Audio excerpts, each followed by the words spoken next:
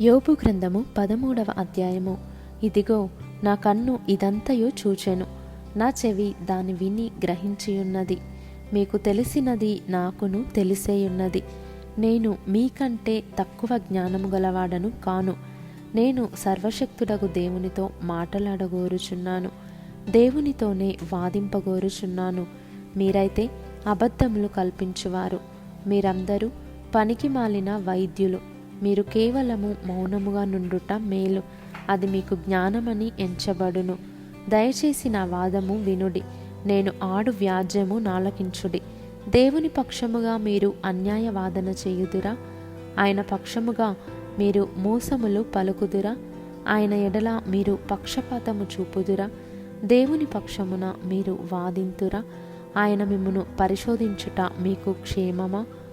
లేక ఒకడు నరులను మోసము చేయునట్లు మీరు ఆయనను మోసము చేయుదురా? మీరు రహస్యముగా పక్షపాతము చూపిన ఎడల నిశ్చయముగా ఆయన మిమ్మును గద్దించును. ఆయన ప్రభావము మిమ్మును భయపెట్టదా? ఆయన భయము మీ మీదికి రాదా? మీ హెచ్చరిక మాటలు బూడిద సామెతలు, మీ వాదములు మంటి వాదములు. నేను మాటలాడేదను, నా జోలికి రాక మౌనులై ఉండుడి. నా మీదికి వచ్చినది ఏదో అది వచ్చునుగాక. నేనెందుకు నా ప్రాణమును ఎరగా చేసుకొనవలెను? చేసుకొనను గాని ప్రాణమునకు తెగించి మాటలాడెదను. ఇదిగో, ఆయన నన్ను చంపినను నేను ఆయన కొరకు కనిపెట్టుచున్నాను. ఆయన సన్నిధిని నా ప్రవర్తన న్యాయమని రుజువుపరతును. ఇదియు నాకు రక్షణార్థమైనదగును. భక్తిహీనుడు ఆయన సన్నిధికి రాతెగింపడు. నా వాంగ్మూలమును శ్రద్ధగా ఆలకించుడి. నా ప్రమాణ వాక్యములు మీ చెవులలో చొరనీయుడి. ఆలోచించుడి, నేను నా వ్యాజ్యమును సరిచేసుకొని ఉన్నాను. నేను నిర్దోషిగా కనబడుదునని నాకు తెలియను. నాతో వ్యాజ్యమాడ చూచువాడెవడు? ఎవడైనా నుండిన ఎడల నేను నోరు మూసుకొని ప్రాణము విడిచెదను.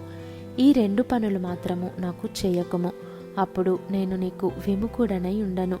నీ చెయ్యి నా మీద నుండి తొలగింపుము, నీ భయము నన్ను బెదిరింపనీయకుము. అప్పుడు నీవు పిలిచిన ఎడల నేను నీకు ఉత్తరం ఇచ్చేదను. నేను పలికెదను, నీవు నాకు ఉత్తరమిమ్ము.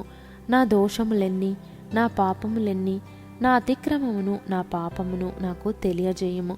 నీవేళ నీ ముఖమును మరుగు చేసుకొంటివి, నన్నేల నీకు పగవానిగా ఎంచుచున్నావు.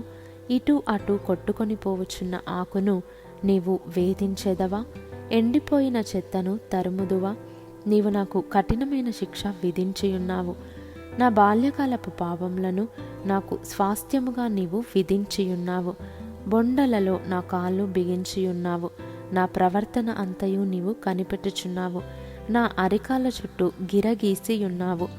మురిగి క్షీణించుచున్న వాని చుట్టూ, చిమ్మట కొట్టిన వస్త్రము వంటి వాని చుట్టూ గిరగీసి వానిని కనిపెట్టుచున్నావు.